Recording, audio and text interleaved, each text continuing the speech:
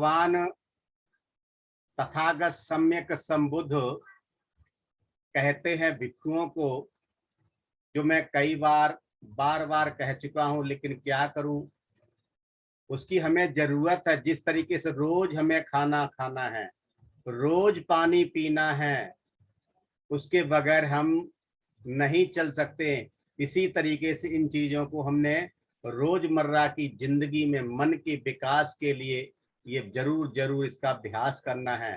भगवान बुद्ध भिक्षुओं को संबोधित कहते हैं कि कायेन समरो साधु साधु वाचाय समरो, कायेन समरो साधु साधु वाचाय समरो, मनसा समरो साधु साधु सब्बत समरो, सब्बत संबतो भिक्षु सब दुखा पमुचति। अर्थात भिक्षुओं को संबोधित कर रहे हैं, और ये हम पर भी उतना ही लागू होता है। कहते हैं भिक्षुओं, इस काया का समर करो। काया के सील आप जानते ही हैं, जो 3 बताए गए हैं। मैत्रीपूर्ण कर्म करके मैं अपने शरीर को शुद्ध करता हूँ, मुक्त हस्त से दान करके मैं अपने शरीर को शुद्ध करता हूँ, शांति सादगी तथा संतुष्टि का पालन करके मैं अपने शरीर को शुद्ध करता हूँ। ये अच्छा है। साधु को मतलब अच्छा है। साधु वाचाय समरो, वाचा का वाणी का संयम करना, और इसी से हमारे अपने पराये हो जाते हैं और पराये अपने हो जाते हैं। तो वहां बताते हैं कि वाणी का संयम करना अच्छा है, और वाणी के संयम करने के लिए 4 सील बहुत ही महत्वपूर्ण है। और ज्यादा हमें गहराई में जाने की जरूरत नहीं है। पहली बात क्या है? सत्यतापूर्ण व्यवहार। हमारी वाणी सत्य होनी चाहिए, सत्यम ब्रुवात। दूसरा क्या है? प्रिय वाणी से मैं अपने प्रिय वाणी। और तीसरा है उपयुक्त वाणी। और चौथी है सुसंवादित, यानी कि जोड़ने वाली वाणी, तोड़ने वाली नहीं। तो 4 ये जो बातें हैं, वाणी के जो सील कहे जाते हैं, ये इनका संयम करना, वाणी का संयम करना अच्छा है। आगे कहते हैं मनसा समरो साधु, यानी मन का समर करो। मन का समर कैसे करते हैं? आप वाणी का जो लास्ट का जो मन का जो लास्ट का जो सील है, यही 3 भागों में विभाजित हो जाता है। उन 3 सीलों का भी हमें संयम करना है। और आगे क्या कहते हैं? सब्बत संबतो भिक्षु सब दुखा पमुचति। सब्बत संबतो, ये जो सभी चीजें हैं, क्या? काया वाणी और मन का समर अगर कर लिया, सब दुखा पमुचति, तो सभी प्रकार के दुखों का नाश हो जाएगा, यानी आपको सुख का मार्ग मिल जाएगा। आगे कहते हैं जो हमारा विषय कायानुसति का विशेषकर रहता है, जिसमें कि चक्षुणा समरो साधु साधु श्वेतेन समरो, जिह्वाय समरो साधु साधु घाड़ेन समरो। अर्थात आंख का संयम करना अच्छा है, जिसके बारे में हमने पिछले हफ्ते बताया था। मैं फिर से थोड़ा बहुत उसमें बताने का प्रयास करूंगा। साधु श्रोतेन समरो, श्रोत कान का समर करना बहुत अच्छा है। हम कान के बहुत कच्चे होते हैं, और इस बारे में आप अच्छी तरीके जाते, इतना ही काफी है कि हम कान के सही में बहुत कच्चे होते हैं। किसी ने भी हमारे बारे में कुछ कह दिया तो बस साथ में आसमान पे हमारा स्वभाव पहुंच जाता है। मन आगे कहते हैं जिह्वाय समरो साधु, जिह्वा का समर करना अच्छा है। ये जीव है ना, बहुत ही खतरनाक भी है और बहुत ज्यादा अच्छी भी है। ये जीव हमें हमारे घर से बाहर कर देती है, और यही जीव हमें पराये घर में भी शरण दे देती है। साधु घाड़ेन समरो, घ्राण का संयम करना बहुत अच्छा है। पिछले हफ्ते हमने इसके बारे में एक सूत्र की शुरुआत की थी, जिसका नाम था षडायतन विभंग सूत्र। तो हमने षडायतन के बारे में थोड़ा बहुत बताने का प्रयास किया था, उसको विभंग भी किया था, उसको विभाजित भी किया था, उसके विभागों के बारे में भी बताया था। तो मैंने ये भी कहा था जैसे जैसे हम आगे बढ़ेंगे तो ये और अच्छी तरीके से समझ में आएगा। शुरुआत में थोड़ी दिक्कत हो सकती है और हुई भी होगी, और क्योंकि मेरे पास एक फोन भी आया था कि अच्छा तो लगा लेकिन पूरी तरीके से समझ में नहीं आया, तो मैंने कहा ये शिविर अच्छी तरीके से सुनने के लिए शिविर में जाना पड़ेगा, ये इतना आसान नहीं है। लगभग एक हफ्ते का जो मैटर है हम आधा घंटे में कैसे कर सकते हैं।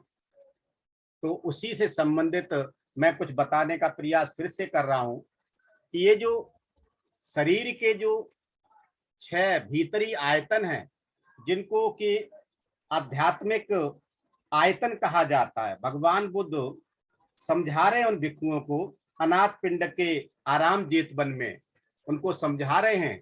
क्या कह रहे हैं कि 6 आध्यात्मिक जो आयतन, आयतन का मतलब होता है बर्तन, और बर्तन कोई भी खाली रहना नहीं चाहता, उसमें कुछ न कुछ भरा रहना चाहिए। ऐसी हमारे जो आयतन है, जो आध्यात्मिक आयतन है या बाहरी आयतन है, हमेशा कुछ न कुछ उसमें भरना चाहते, खाली रहना नहीं चाहते। और बुद्ध क्या करे, खाली करो, ये सारे बर्तन खाली करो।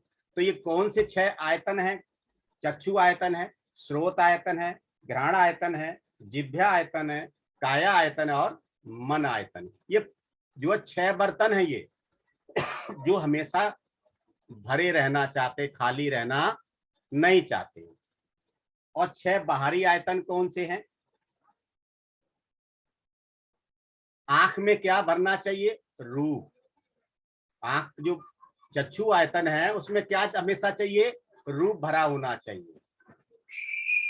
स्रोत का क्या है? शब्द आयतन है, उसे कुछ न कुछ सुनना है। घ्राण का जो बाहरी जो आयतन वो क्या है? कुछ न कुछ गंध चाहिए उसे।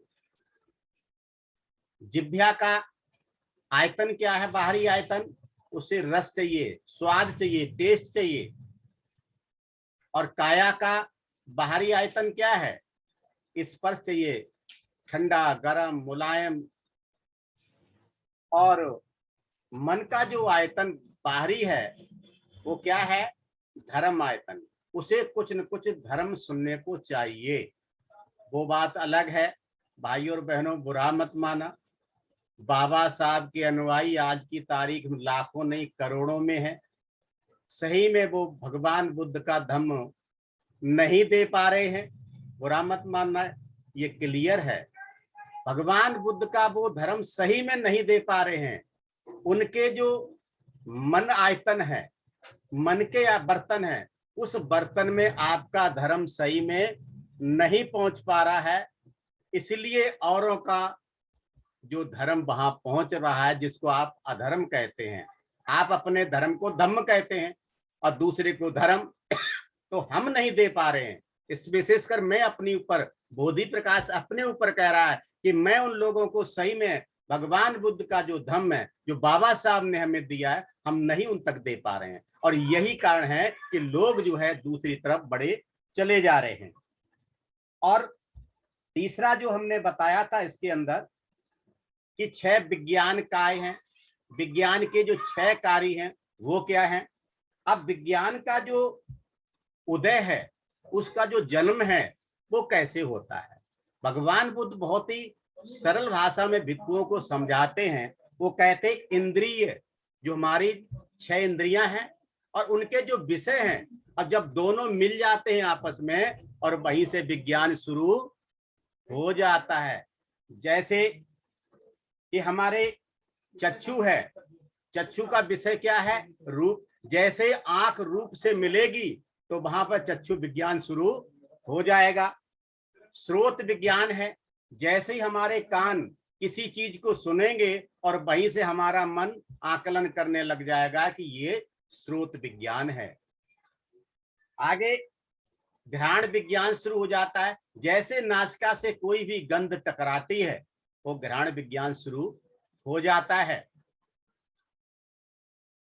जीभ से जैसे ही किसी चीज को चखते हैं, जैसे उसका स्पर्श होता है, हमें तुरंत पता चल जाता है ये मीठा है, खारा है, ये नमकीन है, तीखा है, कैसा है।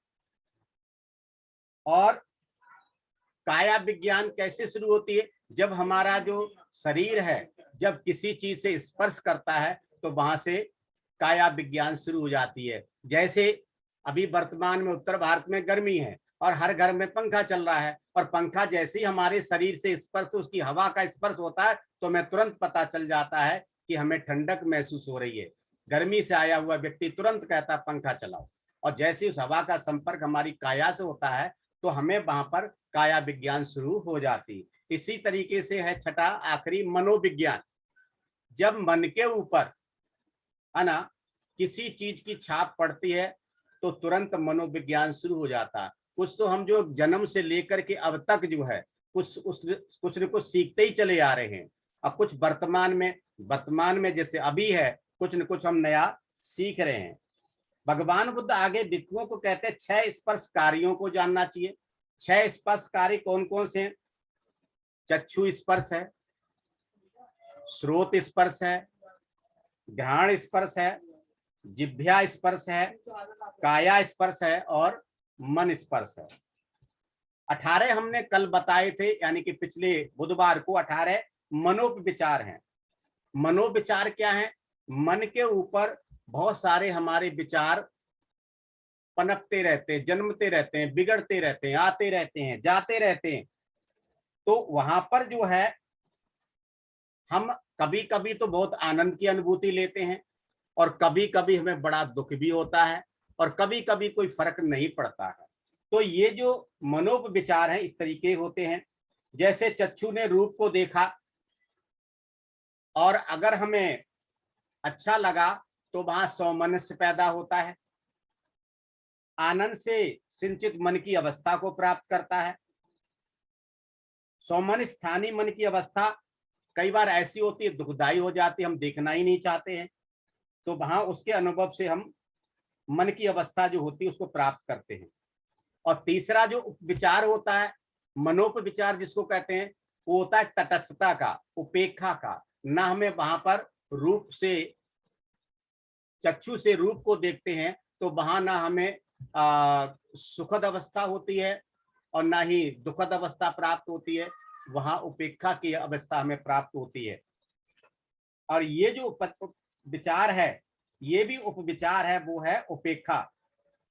स्रोत से दूसरा है कान, यानी स्रोत से शब्द को सुनकर के कभी कभी तो हमें बहुत आनंद आता है, और कभी कभी हमें दुख पैदा होता है, और कभी कभी कोई फर्क नहीं पड़ता है। कैसे पड़ता है, मैं एक उदाहरण देना चाहता हूं। कई बार हमने दिया है। एक बार मैं कहीं शादी पार्टी में गया हुआ तो मेरे एक दोस्त थे, उनकी उम्र इस समय लगभग 75 साल की होगी, अच्छे मित्र हैं हमारे, और वहां डीजे चल रहा था, और जैसे ही डीजे पे नया गाना बजा उनको आनंद आ गया, वो डांस करने लगे वहां। अब बताइए 75 साल की उम्र में डांस करेंगे तो बाकी के जो 30 के हैं, 35 के हैं, 25 के, 18 के युवक युवतियां वो क्या करेंगे? तुरंत एक उसमें से, पता नहीं मुझे लड़का गया या लड़की गई, कौन गया, और वहां पर तुरंत दूसरा गाना बजने लगा। और गाना कौन सा बजा? हट जा ताऊ पाछे ने। आगे आप समझ सकते हो। तो फिर कैसा लगा होगा? तो वहां शुरू में दुख की अवस्था नहीं हुई, सुख की अवस्था हुई, डांस करने लगे। लेकिन जैसे ही गाना दूसरा बजा और लड़के आ गए कि हट जा ताऊ पाछे ने, तो वहां दुख की अवस्था होती है। और कई बार ऐसा भी होता है, हमारे ऊपर कोई फर्क नहीं पड़ता। हमारे बीच में बहुत सारे ऐसे होंगे कि कितना भी डीजे बजता रहे उनके ऊपर कोई फर्क नहीं पड़ता है। अगला जो है शब्द को सुन करके, सॉरी, घ्राण है। घ्राण से गंध को सूंघ करके आनंद की अवस्था का अनुभव करता है। इसके बारे में आप सभी पता है, मैंने कई बार एक उदाहरण, एक भिक्खू का और जलेबी की दुकान का, और लास्ट में जो गोबर का है उदाहरण हमने दिया है, उसको मैं ज्यादा रिपीट नहीं करना चाहता हूं, आप समझ सकते हैं। तो यहाँ पर कई बार हमें जब ज्यादा गंध आती है तो हम पड़ोस के भी तरफ भी कान लगाने लगते हैं दीवार पे, आज तो पड़ोस से बड़ी खुशबू आ रही है। और जो लोग शाकाहारी हैं, मान लो बगल में अगर मांस पकड़ा है तो फिर उनको बहुत बुरा लगता है, पता नहीं कहां से कसाई आकर के बस गए हैं, बहुत दुख लग रहा है मुझे। और कई बार ऐसा होता है कोई फर्क नहीं पड़ता है। वैसे फर्क नहीं पड़ता है, मैं अपनी बात बताता हूं, मैंने कई बार बताई है। है ना। थोड़ा सा पर्सनल है, इसको ज्यादा पर्सनल मत लीजिएगा, लेकिन बात सच्ची है। एक बार पिताजी जब हमारे जीवित घर पर आए और उन्होंने कहा चाय बन के आई, चाय मैंने पी ली, उन्होंने चाय नहीं पी। हमने एक बार पूछा चाय नहीं पी, नहीं बोले। दूसरी बार बोला चाय नहीं पी, तो तीसरी बार फिर बोला, तो कहने लगे क्या चाय पीऊं, इसमें तो शक्कर है ही नहीं, और मैंने पी ली वहां पर। इसका मतलब क्या है कि हम कहाँ देखते हैं टेस्ट, गंध को सूंघ करके हमारे मन के अंदर तीन तरह के विचार आते हैं। आनंद देने वाले यानी सुख देने वाले, दुख देने वाले, और कई बार हमारी अवस्था ऐसी होती है कोई फर्क नहीं पड़ता है, चुपचाप खा लेते हैं। आप में से भी बहुत सारे लोग हैं, कई बार चुपचाप खा लेते हो, बताते नहीं होंगे कि चलो आज चलने दो। हम बहुत सारे शिविर कर चुके हैं, हमें ब्रह्मचारियों ने ये सिखाया है कि ज्यादा नहीं करना, कमेंट करना चाहिए, बड़ी मुश्किल से खाना बनता है, कभी किचन में जाकर के देखो कैसे बनता है, तब आपको पता चलेगा। बहुत ज्यादा कमेंट करते हो, तो ये जो चीजें शिविरों की याद आती है तो फिर हम ज्यादा नहीं बोलते हैं, और जो भी है देखा जाएगा। हमें शरीर को स्वस्थ रखने के लिए खाना जरूरी है, स्वाद जरूरी नहीं है। इसी तरीके से जिह्वा से रस को चख करके आनंद की अवस्था होती है, और कई बार दुख की अवस्था होती है, जैसे मैंने बताया है, और कई बार कोई फर्क नहीं पड़ता है। काया से भी इसी तरीके से होता है, स्पर्श जब होता है कई बार तो बहुत अच्छा लगता है, और कई बार तो बहुत बुरा लगता है।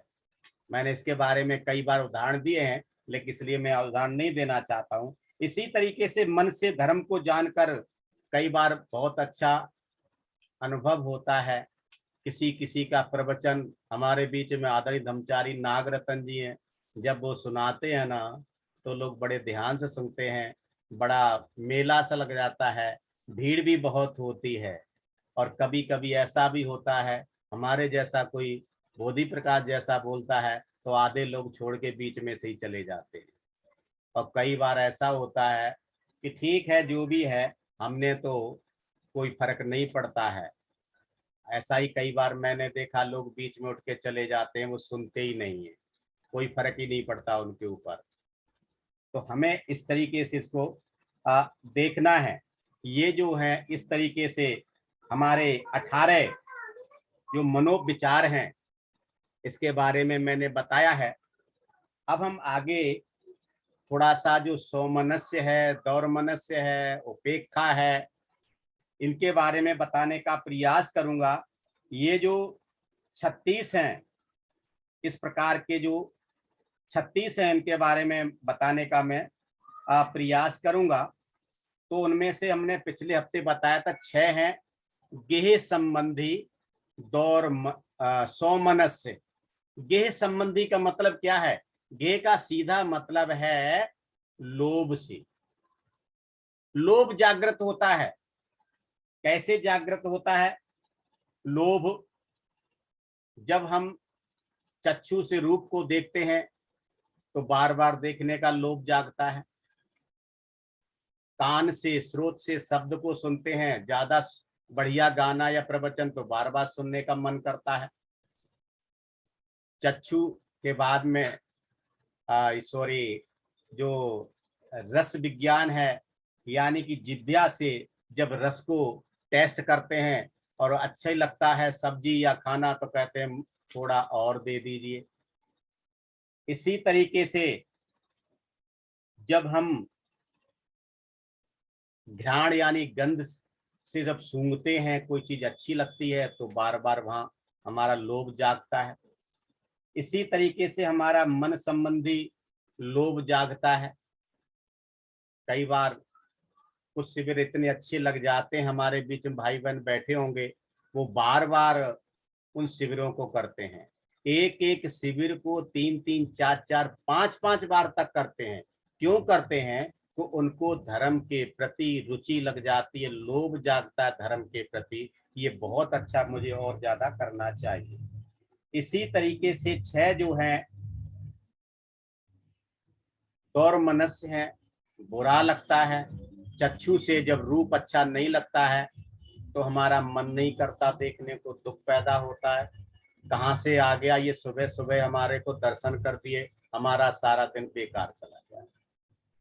इसी तरीके से शब्द हैं, कई बार ऐसे कर्कश या गलत तरीके से गाने बजते हैं जो हमें पसंद नहीं आते हैं, तो हमारा वहां से मन हट जाता, दुख पैदा होता है।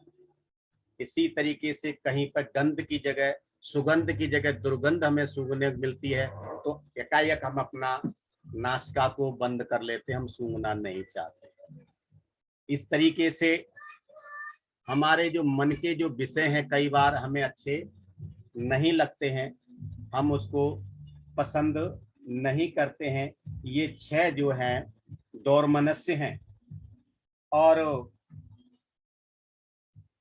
इस तरीके से 6 निष्कामता संबंधी सौमनस्य हैं। ये बहुत ही गंभीर है। आज मैं इसको बता के अपनी बात को खत्म करना चाहूंगा। वैसे तो विषय बहुत बड़ा है।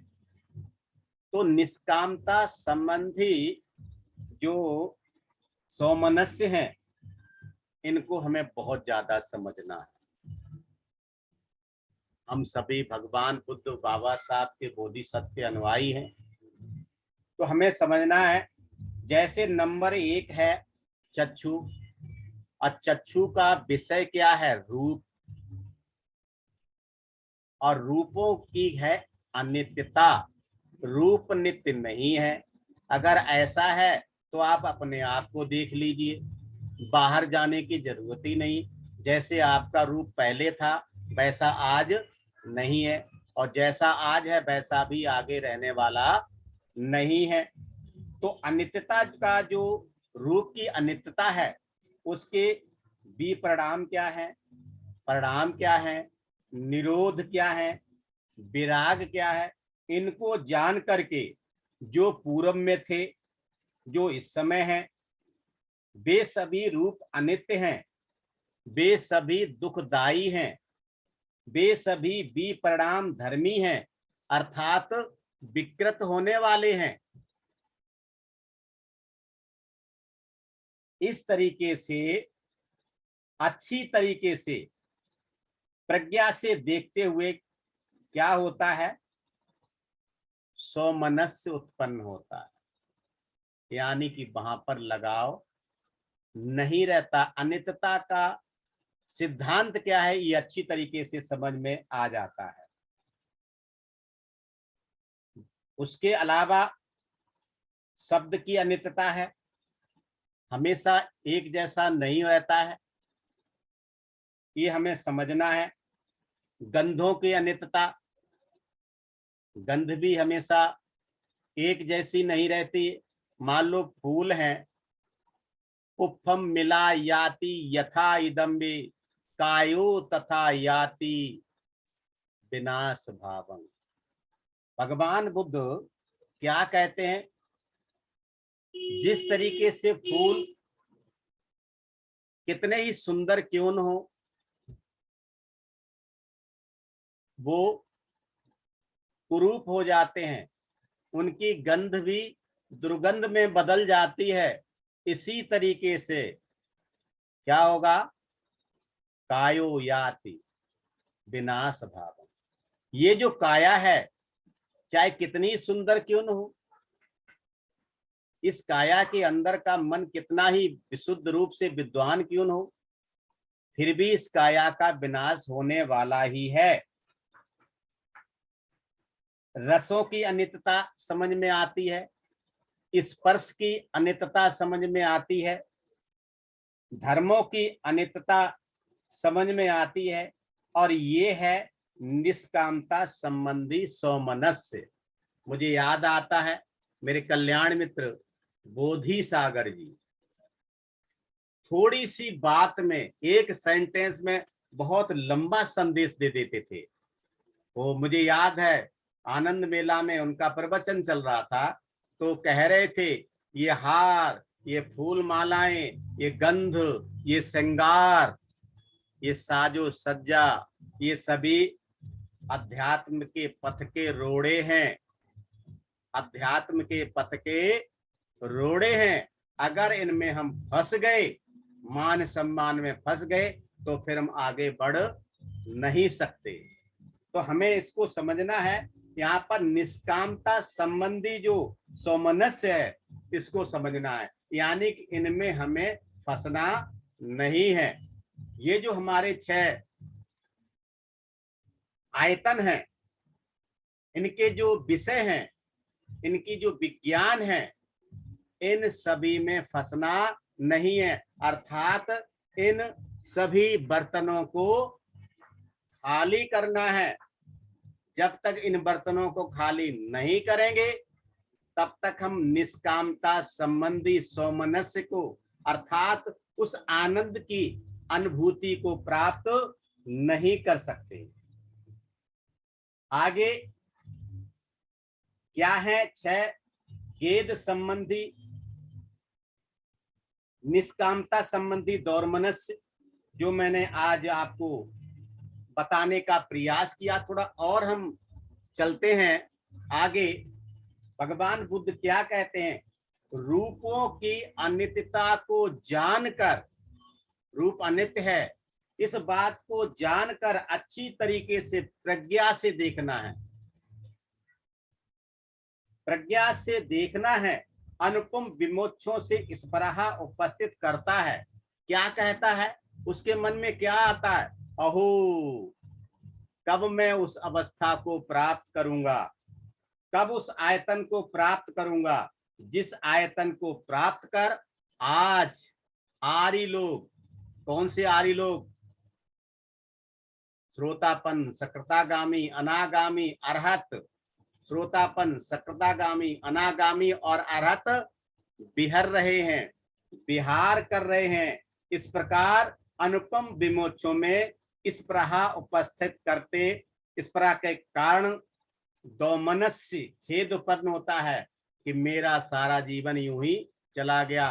कई बार मैंने सुनाया है कि कुछ न किया दुनिया में तूने, निस्दिन पाप कमाया, अरे ओ मूर्ख, तूने हीरा सो जन्म गमाया। हमारे में से विशेषकर मैं भी उनमें से हूँ। बहुत याद आता है, काश मुझे ये रास्ता, काश ये त्रिरत्न बौद्ध महासंघ मुझे और 10-15 साल पहले मिल जाता तो कुछ बात अलग होती। जो बुढ़ापे में आते हैं वो भी इधर आकर के ऐसा महसूस करते हैं कि काश मुझे ये रास्ता, ये जो मार्ग है पहले मिल जाता तो मैं कुछ और भी आगे अपना आध्यात्मिक विकास कर सकता। मेरा ये इतना समय चला गया, इस बात का उसे खेद होता है। जो इस प्रकार का दौमनस्य है, ये कहा जाता है निष्कामता संबंधी दौमनस्य है।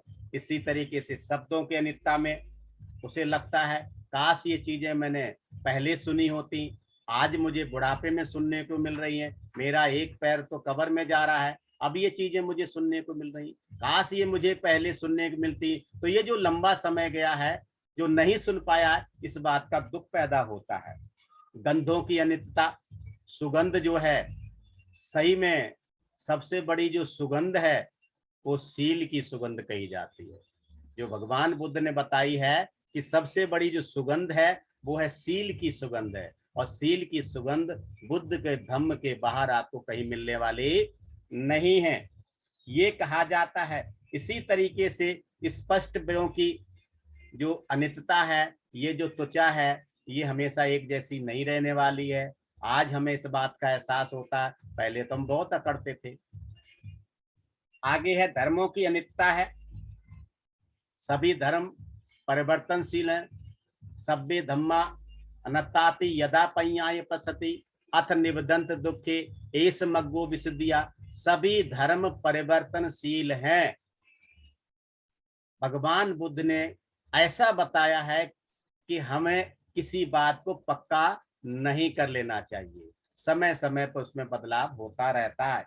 अथ निबदंत दुखे, अगर इस बात को जानना है, दुख का निरोध करना है, तो यही विशुद्धि का मार्ग है। कौन सा विशुद्धि का मार्ग है? कि सभी धर्म परिवर्तनशील हैं। ये कहा जाता है निष्कामता संबंधी दौर्मनस्य। ये 6 निष्कामता संबंधी दौर्मनस्य हैं। आगे हम बताएंगे क्या है 6 गेह संबंधी उपेक्षाएं, यानी लोभ से संबंधित उपेक्षाएं क्या है। अभी हमारा समय इजाजत नहीं देता है, इसलिए मैं यहीं पर रुकना चाहता हूं। आप सभी ने मुझे ध्यान से सुन लिया, अतः मैं आप सभी को मन की गहराइयों से आपका साधुवाद करता हूँ, पुण्यानुमोदन करता हूँ। यही रुकता हूँ। सभी को मेरा फिर से मैत्रीपूर्ण जय भीम। नमो बुद्धाय। ब्रह्मचारी प्रज्ञा रश्मि।